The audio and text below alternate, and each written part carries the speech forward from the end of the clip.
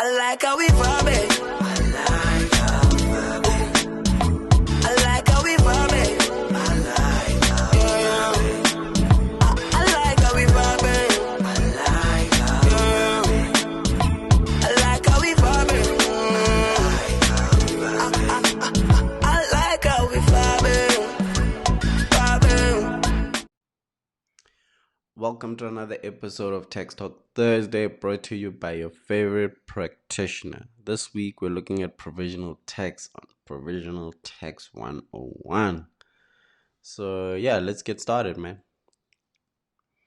What's our agenda looking like? We got an introduction, exempt income, registering as a provisional taxpayer, requesting and submitting your returns, calculating your returns, penalties, and obviously round it all up together with conclusion. Provisional tax is a tax system used in South Africa to ensure that individuals and businesses pay their taxes in a timely manner. It is a payment made in advance of the final tax assessment, and it is based on an estimate of the taxpayer's taxable income for the current tax year. Long story short, it's a way of SARS collecting their money in advance. That way, when you submit your returns, they don't have to worry about chasing you for their money. Provisional tax is applicable to individuals who earn or have income accruing to them from sources other than remuneration are considered provisional taxpayer. This means that most salary earners are typically not classified as provisional taxpayers, provided they have no other sources of income. Companies, closed corporation, trusts, and other entities that have a taxable income in excess of the threshold. So, individuals, companies, closed corporation, trusts, and other entities that have taxable income in excess of the threshold are considered provisional taxpayers. Obviously there's certain exemptions here and there. We're going to deal with those next. So if you're an individual that has other income, such as rental income, let's say you've got rental income, or you've got another side hustle that's making you money on the side, and even although you have a full-time job, that's technically having more than one source of income, so you have to register as a provisional taxpayer. So yeah, if you've got a rental income, we've got a video that we did on rental income. SARS is coming after you guys very quickly, soon. So check out that video or that blog or that audio. We'll link to it somewhere regarding that. So yeah. Who is exempted? Let's talk about it. Any individual or organization falling under the following categories shall be excluded from being a provisional taxpayer as defined. An approved public benefit organization or recreational club that have received approval from the commissioner as per section 30 and section 30A. Body corporates, share block companies, or certain association of persons that are exempt from tax. Non-resident owner or charter of ships or aircraft. Natural persons who do not earn any income from carrying any business, provided their taxable income does not exceed the tax threshold. For the 2023 year, this is about 95,750 rand. For taxpayers below the age of 65, and for those who are between 65 and 75, it's 65,000 rand. It's 148,000 rand, 217 rand. Whoo! I almost sounded like our former president, the way those numbers were kicking. Anyway, for anybody above 75, it's 165,000 rand, 689 rand. I think I said everything correctly. Anyway, alternatively, if the taxable income for that person earned from interest, foreign dividends, rental income, basically rental income from letting fixed property, and remuneration from unregistered employer does not exceed 30,000 rand. So, yeah, if your side hustle doesn't make it 30,000 rand in a year, you might be exempt from registering as a provisional taxpayer. Small business funding entity, deceased estates, or any association that has been approved by the commissioner under section 30B2. So it's quite a few of you that would qualify here and there. Obviously, even for businesses, sometimes small businesses, as defined, you might be taxable exempt from that. Obviously, speak to a professional about it. Let's talk about registering as a provisional taxpayer. You can follow the following steps to register as a provisional taxpayer. You log into your e-filing, you click on home from the top of the menu, select user from the left hand menu, and then choose tax types. Check the box next to provisional taxpayer IRP6 and enter your income tax number next to it. Sometimes if you're already registered as so here's the catch. If you're already registered for income tax, which you should be already, you just literally click on activate rather than ticking the box next to it. So you'll tick activate, and it will somewhat request. Sometimes it will say requesting, or it will give you some sort of weird wording around it, and then all you need to do is then go to text type transfer, and yeah, authorize it. But if it is on your profile, I believe you are going to just tick activate, and it should just immediately activate it. There's no need for you to authorize it. So once you're done, you would click register to complete the registration process. But if it is already on your profile, or you've registered for income tax on your e-filing profile, you don't have to do the last two. The last two are a bit different. Let me know if you are wanting me to actually do an example, a proper in-depth example of that. And then requesting and submitting your return. Access your e-filing profile obviously by logging in.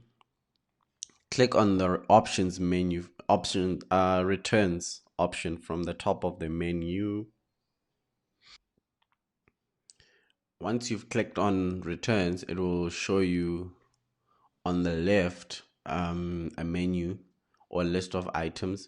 You're gonna then click on returns issued, and then under returns issued you should see provisional tax IRP6. Then you're going to click on that. From there, select the period from the drop down list. So like, let's say right now we're doing this recording in March, so we are likely to be in the 2024 period. So when you do this, you would click 2024 01 or 2024-02, depending on which one it is. And then you click on it, and then you request the return. If you already have the return created, then from there it will list all of the ones that have been requested but they haven't been submitted. Then you just click on open, and then you open that provisional tax. Then you're going to click on IRP6 under return type to open the return, I guess. Provide the information that we are going to calculate next, and other information, obviously, like if you're married and all of those things.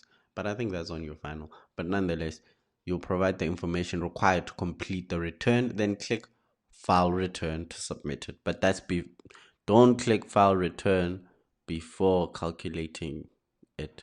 And the other thing is, before you submit, you click at the top of the menu calculations. You click on calculations, get calculations, you see how much you owe, and then if you're good with that, you click submit return. But first, make sure you click calculations. So let's look at our calculations, man. Provisional tax is paid in two installments, with the first installment due 6 months into the tax year and the second installment due 12 months into the tax year. Taxpayers can estimate their provisional tax liabilities using a formula provided by SARS. So for the first period, you first get your taxable income, and then you times it by the estimated tax for the year, and then you halve the total estimate for the year. Then you subtract the employee's tax for the period. Then you subtract any allowable foreign tax credits for this period, so 6 months. Subtract any applicable rebates or medical tax credits for this period, and then you submit. And most of the time, it will do the e-filing system will actually do the hard work. So most of the time, just look at how much tax do you think you are likely to pay. I mean, how much are you likely to make? So if let's say you think you're gonna make 500,000, cool. You do that and then you halve it. Then you know how much you basically calculate the tax on that, and then you halve that tax into the 6 months. And that's how you get your first period, the first period submission, or yeah. I hope I didn't lose you guys, because like I feel like I should actually do an entire example so that we can see how it works. But I hope I didn't lose you. So you get the total. Let me go through it one more time so that I don't lose anybody else. So you first get your estimated taxable income for the year.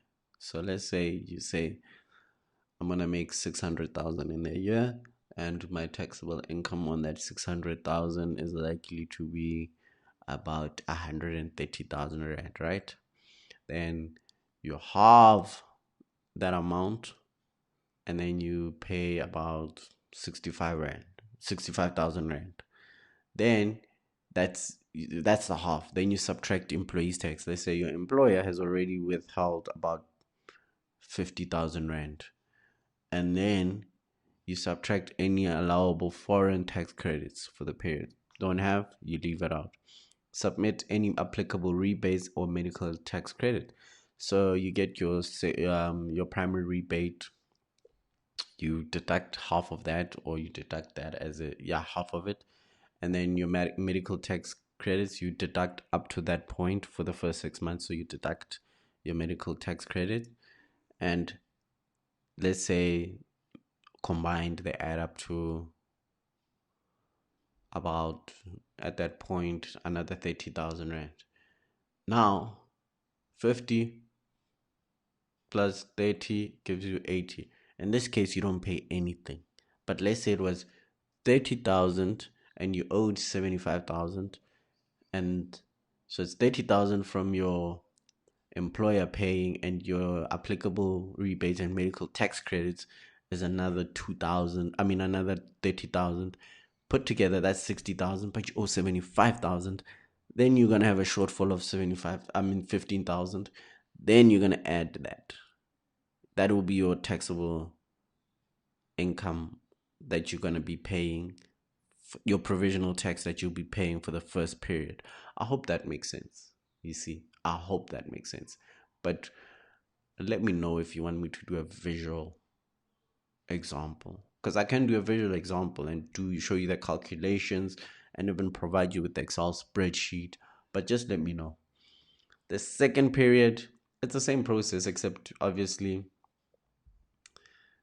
the only difference is it's literally the same. So you estimate the total tax for the full year, and you subtract employees tax for the full year, and subtract any allowable foreign tax credit for the full year, subtract any applicable rates or medical tax up to that point. So if it's for the full year, if you've had medical aid for the full year, you'll subtract for the full year.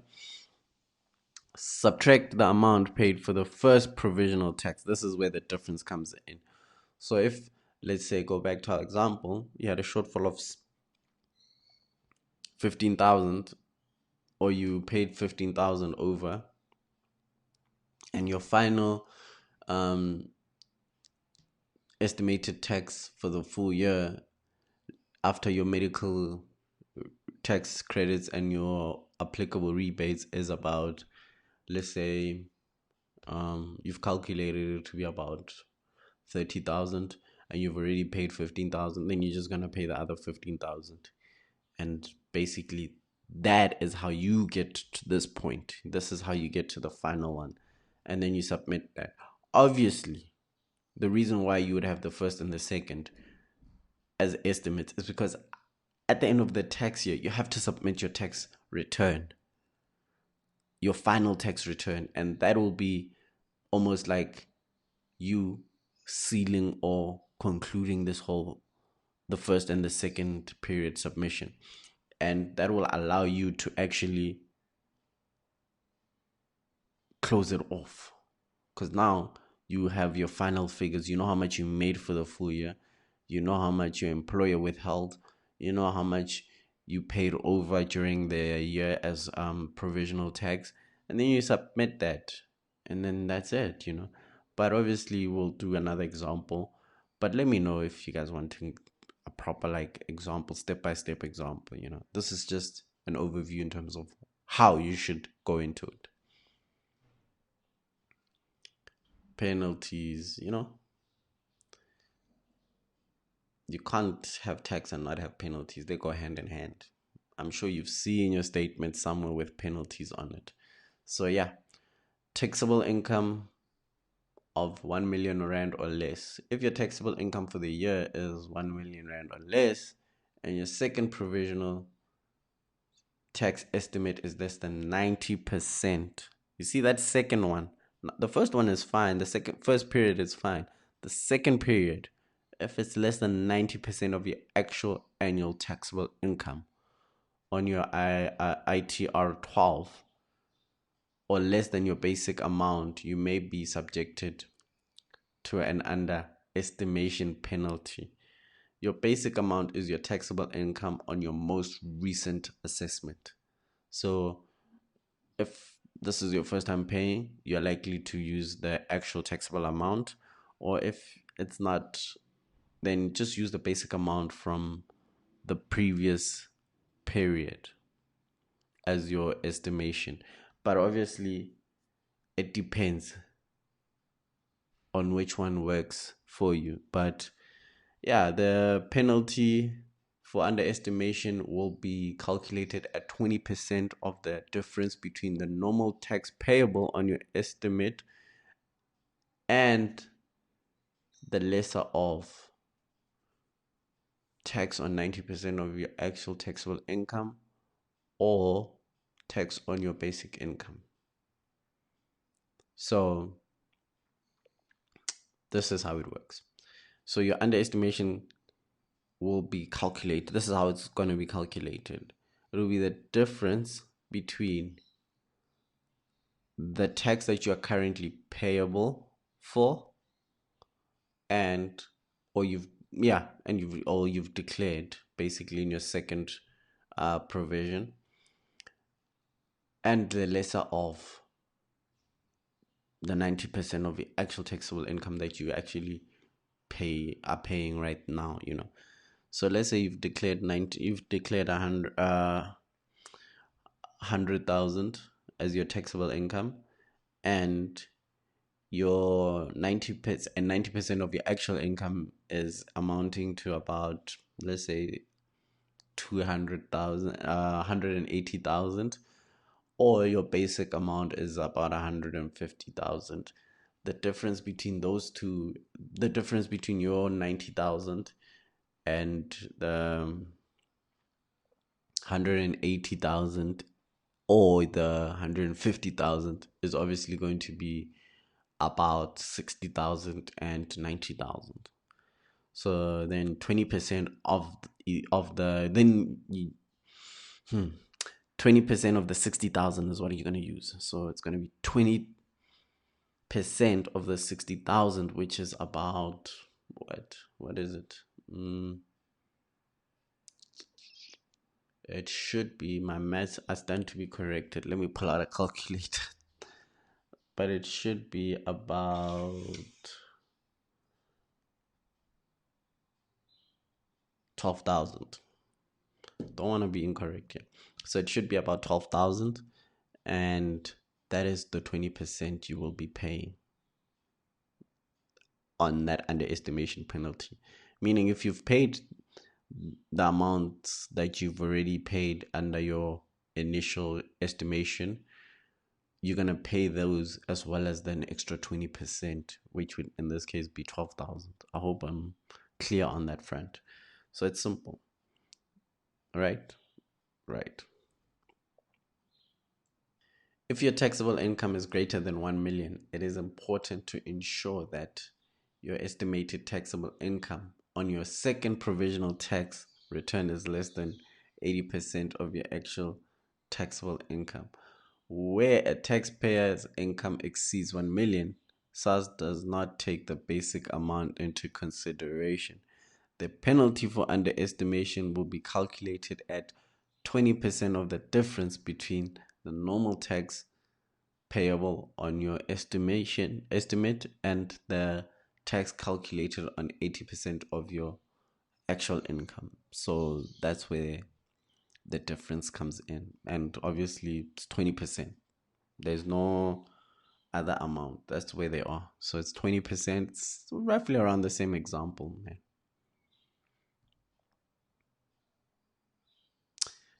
Conclusion.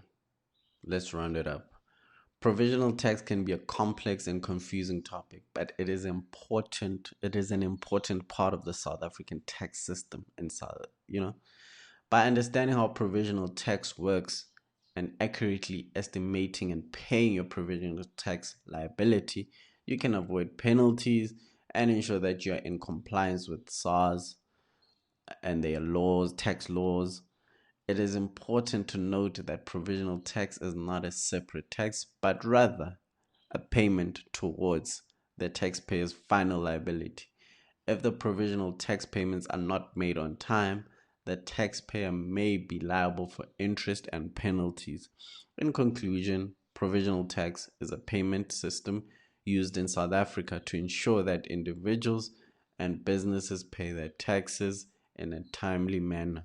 It is important for taxpayers to make sure provisional tax payments are made on time to avoid interest and penalties. Hope you got that. Contact us. You can get us at connect@mcponline.co.za, at the compliance clinic, at the comclinic ZA, or simply visit our website mcponline.co.za to read about other things, other articles we've put out, so yeah. And remember, love, peace, and prosperity.